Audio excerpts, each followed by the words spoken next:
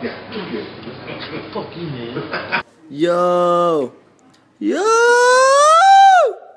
Those pants are so dumb. Na na na na na.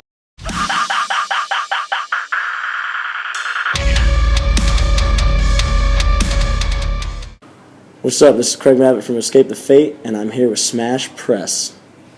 Doing great, man. Finally landed here in Amsterdam after the most connecting flights I've ever done in my life, and I hate flying.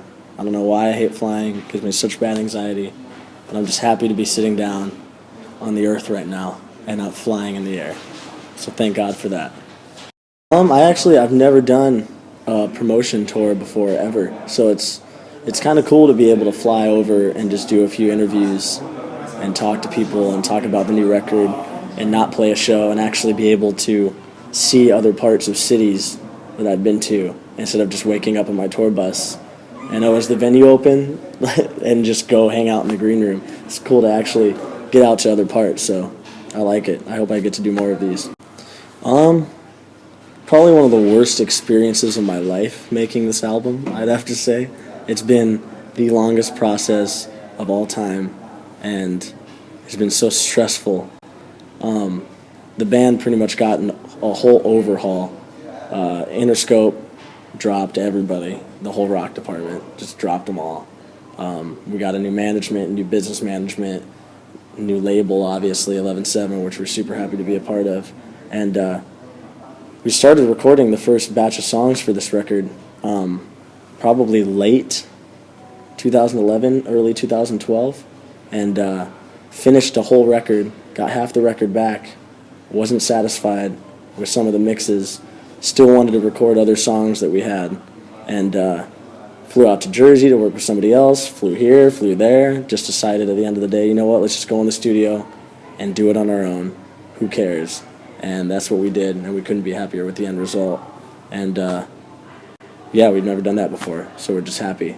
I feel like bands lose sight, not every band, but for us, for instance, you start making records and you're trying to impress somebody, or you're trying to do this for that specific group, or, oh no, we should do this. And this record was definitely more, you know what, fuck everybody. Like, why are we caring? We started making music because we wanted to make music, so let's make music that we like. And that's what we did with this album. So I feel like this album is almost like our first album again. Like when a band doesn't even know if people are going to like it. They're just making it because they want to make it, you know what I mean?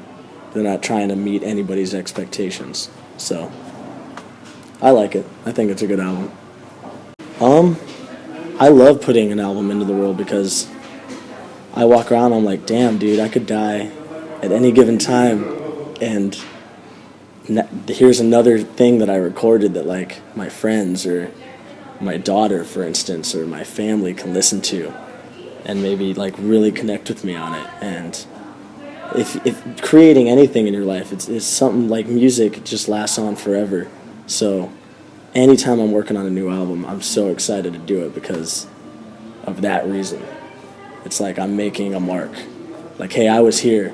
I lived on this earth for a while. Listen to what I had to say. Jam out to it. Whatever. I don't care what you do with it, but at least I got to do it. And I'm so grateful for the opportunity to be able to do that. It's cool. Well, I came up with the treatment for the video, and then the director took it to a whole new level, which I was totally down with. So was the band, because we didn't want it to be a cheesy video where, oh, this kid's getting picked on and boo hoo hoo. It's like, no, let's really show people what happens. Anybody can go to YouTube and really see the type of violence that happens in schools. It's not na na na na na. It's like kids are getting the shit kicked out of them. And I got picked on when I was growing up. And I remember when my parents let me get, I don't know if you guys remember it, maybe it was an American thing. But I remember my mom finally bought me my first pair of Jinko jeans. It was like the cool thing at the time, and I showed up to school in my Jinkos, and all of a sudden the kids thought I was cool. Like, they didn't pick on me anymore. Just because of the stupid pants those pants were so dumb. Just because of the pants I was wearing, they thought I was cooler. But so I dealt with getting bullied when I was younger. My dad kicked my ass my whole life. Love you, Dad. but he kicked the shit out of me my whole life. If I didn't say yes sir to something, I'd get slapped upside the head and thrown up the stairs. And that in turn made me pick on my little brother, you know, and my little brother didn't deserve that. My little brother already had to deal with my dad. Well, now he has to deal with me because I'm taking out my anger on him. And that continues, and that's what I wanted to show in the videos, that it's a vicious cycle, and it's got to stop somewhere. You know, everybody does something negative for a reason, and I've been the victim and I've been the culprit on numerous occasions, and now that I'm getting older and now that I have a kid that's getting older, I just want to try to not lower myself to that level of people. And it gets really sad. I mean, you can go look at comments on the video right now, and it's like don't be negative and don't pick on people, and it's people talking shit on the comments. It's like, what is wrong with the human race these days? You know what I mean? Like, why are you even saying anything negative? Period. Fucking so stupid. I hate it. Oh yeah, definitely, all the time. I remember there was this kid in middle school that would just push me up against my locker every day when he walked by. He's like, and would laugh. I remember telling my dad, I was like, Dad, I'm gonna fight this kid. Like, I can't take it anymore. I'm gonna fight this kid. He's like, you better not fight in school. And I was like, one day, I was like, you know what? Fuck you, Dad, and fuck this kid. And I was like, I'm gonna go beat the shit out of this guy. And he pushed me, and he turned around laughing, and I just ran up behind him and just started wailing on this kid. And obviously, I got in the most trouble. It's like, oh, why were you fighting this kid? Oh, well, he's been pushing me against my locker for the past 2 months. Teachers don't pay attention as much as they should. I just recently witnessed my sister. I went to go pick up my daughter from school. My little sister was sitting in there in trouble because she slapped a boy in the face. Well, apparently the boy kicked her in the stomach in class, and it hurt really bad, and she was embarrassed and was picking on her, and she just sat in the class, and then when the boy was antagonizing her in the lunch line. So since it was 2 separate incidents at 2 separate times, and nobody knew that the boy kicked her in the stomach, she was the only one that got in trouble for slapping the boy.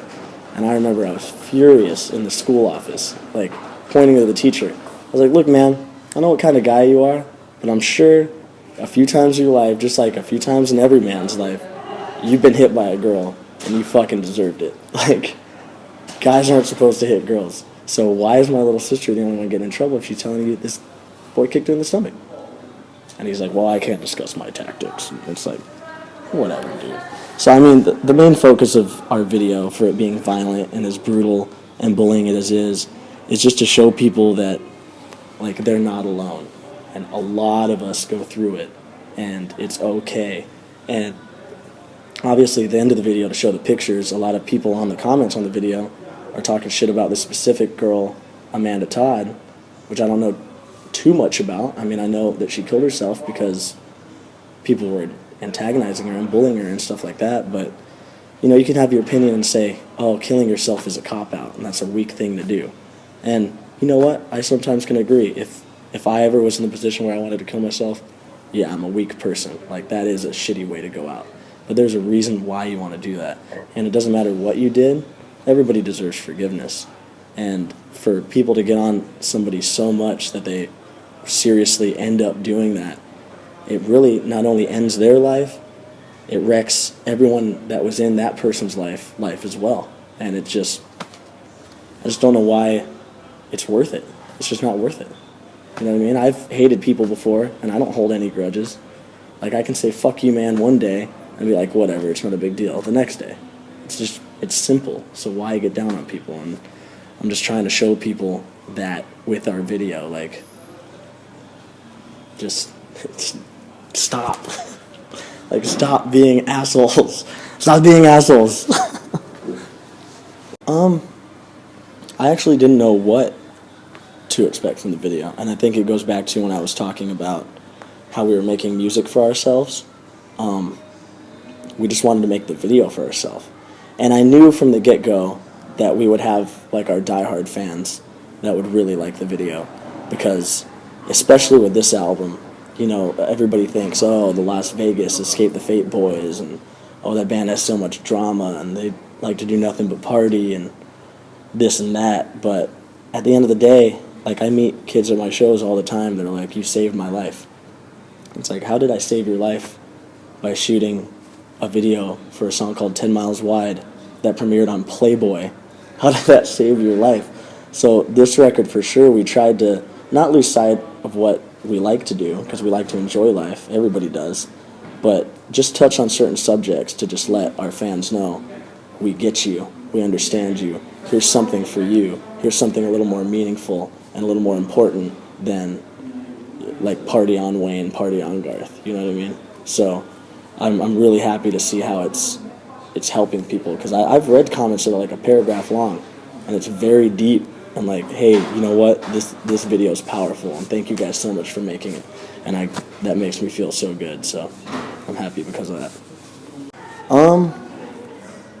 Not trying to throw any of the guys under the bus here, but it definitely was brought up, and I didn't want to do it. So I was like, why? Why do I need to say something back? Who cares? Like, and I trust me, my first band was Bless the Fall. Somebody else sings for my band now. Going up on stage, singing songs. Singing a song I wrote called Ahenia that I wrote after my grandmother. Am I going to hate on this guy? At the end of the day, no. Of course I was pissed at first. But at the end of the day, you know what? Those are my friends. They're still out there killing it. And you know what? They're still playing my song and sharing it with people. And people are singing along to it. And I'm the one that wrote it. So I'm proud of it. So I don't got to dwell on that negativity. And on top of that, I started a side project called The Word Alive. This was something that was like, all right, I'm going to start, this is my band. I'm not going to join a band like I did with Bless the Fall. This is my band. I'm going to put this band together and call all these dudes. And they replaced me. And re-recorded a song that I sang without even asking. And am I mad? No, because the reason I wanted to start a band with those guys is because I believed in those kids. And I wanted them to make it as well. And they're still out there doing it and killing it. And it's awesome. And you can't hold any grudges. But for someone to be so fucking pissed off just because someone sings for their old band, just to me seems very childish. And hopefully it ends soon, because as much as I'm sick about hearing about it and being compared, the same goes for the other party. You're always going to hear about it or be compared. Or maybe you're just going to tell people, hey, no questions about it. You know what I mean? You're not just going to want to talk about it. But it's like, why do you even want to make it a part of your life? You do your thing, I'll do my thing. Let's just move on and make music. And I like some of those songs. That guy's a talented dude. He can write some catchy ass shit. But he just needs to stop talking shit. Just keep writing his good shit. Because it's just, you know, those kids want to hear something that's important, and that's for one reason why we're doing this. Like I said, you know, party on, you know, we want to talk about something more important, and I know that guy has a lot of important shit to say, and I'd like to hear him say it. Instead of dwelling on, you're in my old band, fuck you. You know what I mean? Man, it's a hard question to answer. I feel like I enjoyed all of them equally for different reasons. Obviously Bless the Fall, because that was my coming out of the garage, like first shot, trying to do something, trying to make something of myself band. Went through the ringer with those guys a few times, and you know, got judged negatively and didn't care about it, and still went out there and killed it, and going in your tour van and going through the drive-thru of Wendy's late at night at like 3 a.m., just hanging out with your boys. I miss those days. Those guys were awesome, but I love Escape the Fate too, and I love my days with the Word Alive guys. Like, every single moment has a special memory to me that is different from another one. So it's hard to say that I like one more than the other. You know what I mean? And at the same time, this Dead Rabbits project that I have is creating all new memories. And so I hope I continue to do that. But it is kind of a bummer at the end of the day when you're like literally the true definition of a band whore. It's like, how many bands are you going to fucking be in? Like, how many different projects are you going to do, bro? You know what I mean? But whatever. It's fun. Oh, yeah. I'm looking forward to just playing in general. We've been off for way too long now. I played enough video games. You know what I mean? I'm stoked to get out there and get up on stage, because that's when I can just forget about, no matter what's going on in my life, no matter what bad is happening that specific day, that specific week, that month, that year. It's like that's my moment to just fucking go nuts and get it all out. And it feels good to get it out, because I think I'm mentally ill. The older I get, I'm like, there's got to be a reason why I think this way. Like, why do I have such bad anxiety? Why do I always think something bad's going to happen? Like, why when I'm taking off on a plane do I get shaky and clammy hands? And I have no idea why. And it feels good to just fucking explode and let it out and go nuts and have people connect with you. And just remember, like, the first concert that I was at, singing along and seeing that singer look at me and like, oh man, yeah, oh, and feeling like I was a part of something special. And then now being able to be up there and see the same thing. It's like, if our video explains a vicious cycle, then I'm explaining right now a beautiful cycle. And that's what I love about music, because when kids come up to me at shows and they're like, dude, I'm in a band, man, I'm going to tour with you one day. I'm like, fuck yeah, you are. Like, keep that attitude. I hope we do get to tour someday, because that would be awesome. Because I've got a chance to tour with a lot of bands I used to listen to when I was younger. And it's like the greatest fucking thing ever. And that's what I love most about music, is it feels like a family of people. So you don't have to feel alone or like, oh, my family's my family because that's my mom and that's my dad and whatever. It's like, it's a group of people that all come together because they have a love for music. And we just all let loose and have a good time. I love it. I don't ever want to stop doing it. Well, I don't know. To be honest with you, I have no idea. All I know is I like everywhere else I've been a little bit more than the United States, just because it's something new, it's something fresh, it's something different. I feel like it's very beautiful over here. Like, there's a lot more lush life. I mean, like when I was talking to you earlier, when I do that drive from Phoenix to LA, and it's just dirt and trash. It's like, ugh, man. It's like, I just feel like things are a lot more clean. If that makes any kind of sense. It just feels like, let's talk about New York, for instance. And I'm not talking shit about New York at all, because I love New York City. I love everywhere in the world. But that, to me, feels like if I threw trash on the ground in New York, I don't think I'd feel bad about it. That just feels like it's an ashtray. Like, this whole city is an ashtray. It's just dirty. But I don't know. I love everywhere, man. I love the world. I wish there was another one, because that'd be cool to love too. Be like Mormon of planets, loving numerous different ones. Aerosmith would be one of them. Probably Aerosmith and Journey. I want to tour with Aerosmith and Journey. That'd be fucking sick. I'll play before the doors open, just so I can travel and watch both those bands play every single night. I don't even care if people watch my band. But just let me tour with you guys. I don't even care if we don't have to play. That would be awesome to be on a tour like that. I love them. I would hope we'd go everywhere. Every single city. Afghanistan. I don't care. I would want to go everywhere with that tour if I was on it, for sure. Well, for one, thank you for reading the interview in the first place and even giving a shit that I have something to answer.